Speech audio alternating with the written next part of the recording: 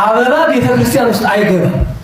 ሙያ የለው። እመቤታችን በተራበችበት ወራት የተራበ እንደማብላት ከገበያ አበባ በ1000 በ2000 በ5000 አበባ ገዝቶ አመጡ ማይሌት ለሚቆም ይሰጣቸዋል። መጀመሪያው እንደዚህ ያለ አበባ ማይሌት ውስጥ አይገባም።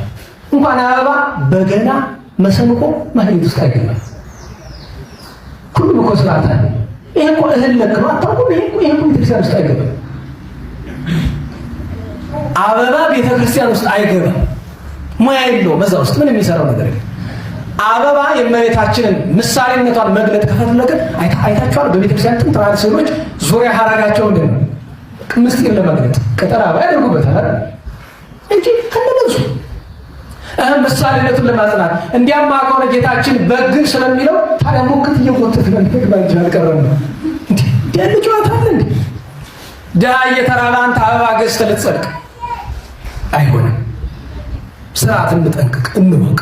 ደግሞ አንዱን መምህር እንዳይከፋቸው እየመመናል እና ነገ መጥቶ እንደ ጫማው ሲገባ አሰብ ነገ መጥቶ ቤተክርስቲያን ላይ የማይገባ ድርጊት ላድርግ ሲልሳ ነገ መጥቶ ፍትሐ ነገሥት ለቤተክርስቲያን አያስፈልግም ብሎ የተናገረ ቀን ምን ሊውጣችሁ ነው?